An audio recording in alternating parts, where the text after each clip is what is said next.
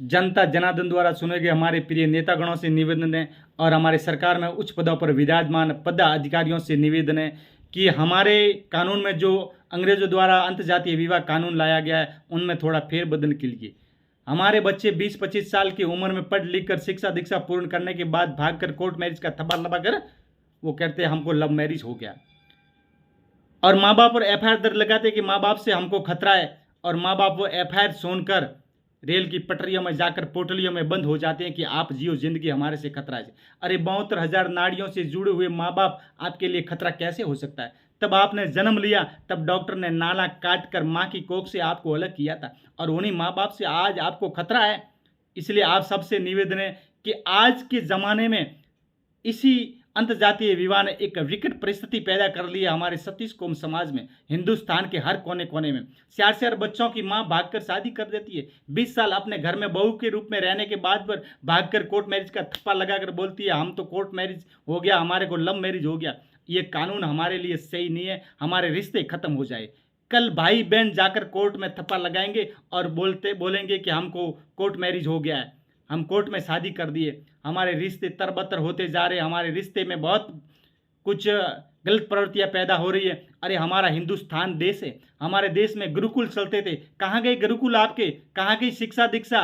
कहाँ गए आपके वेद और शास्त्र? इसलिए आपसे विनती है कि इस कानून को फेरबदल कीजिए। आपके बच्चे और बहू आपके घर में 15-20 साल रहने के बाद भाग के किसी दूसरे के साथ कोर्ट मैरिज करेगा, उचित लगेगा? कभी भी संभव नहीं है। माँ बाप का अधिकार सुनिए, अपने पूर्व पति का अधिकार सुनिए, और 4 बच्चों की माँ भागती है इन बच्चों का अधिकार सुनिए। यही आपसे विनती है कि अपने समाज में ये कुर्तियाँ पैदा हो रही है, और आप एक मानव मात्र, एक भगवान का रूप है, नर से नारायण बढ़ते, और आप ये रिश्ते खत्म हो जाते, पक्षों की प्रवृत्ति जीना शुरू कर दिए। कल ये अंग्रेजों के कानून में अंतर्जातीय विवाह को आप में पक्षु प्रवृत्ति और हवस के शिकार बना देंगे, और फिर जंगलों में फिरोगे, घूमते रहेंगे पक्षुओं की भांति। पक्षुओं में न तो माँ का रिश्ता है, न बाप का, न भाई का, न बहन का, न भाभी का, न देवर का। ऐसे चलता रहा तो हमारे और पक्षुओं में क्या फर्क रहेंगे?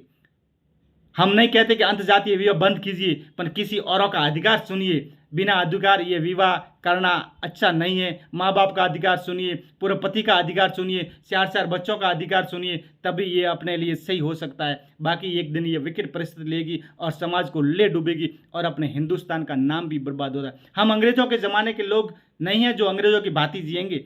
अरे हमारा हिंदुस्तान में वेद, संस्कृति, ज्ञान, सभ्यता, गुरुकुल ऐसे संस्कार दिए जाते थे, और आज अंतर्जातीय विवाह हर एक समाज में एक तबाही मचा के रखा है। आपके घर में भी ऐसा होता तो उचित नहीं लगता, आपको भी मालूम है, पर आप जानते हुए भी इसमें थोड़ा कुछ न कुछ फेरबदल करिए, नहीं तो आने वाले टाइम में हमारे बर्बादी का कारण बन जाएगा मनुष्य मात्र के लिए। ये आप सबको करना पड़ेगा।